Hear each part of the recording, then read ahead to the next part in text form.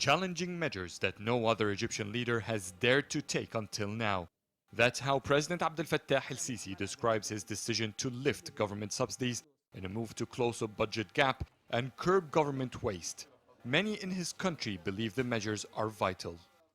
In Egypt, we have more than 72 million Egyptians are benefiting from the ration card.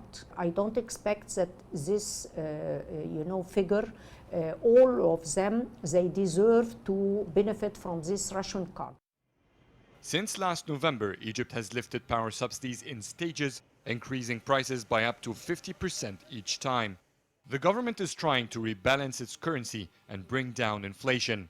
The Egyptian pound has lost nearly 2/3 of its value against the dollar.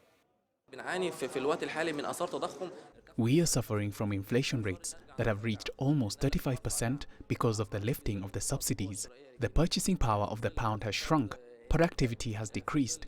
Egypt imports basic goods worth nearly $70 billion. All of this negatively affects citizens. Lifting subsidies is important, but the timing is wrong.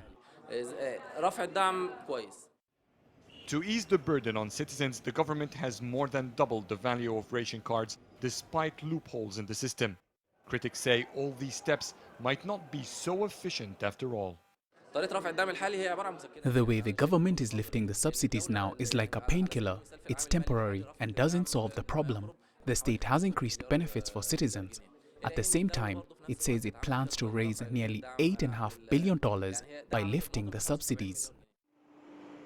One thing both sides agree on is the government must turn to industrial projects rather than investing mainly in infrastructure and power projects alone.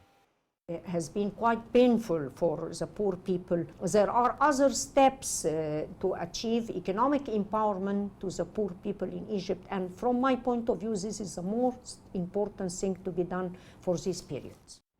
President el-Sisi has been betting his popularity while taking these austerity measures. He has lost some support. However, he's still determined to continue. What Egypt needs now is foreign direct investments and a lot of tourists. But what is expected from both in the short term is not much.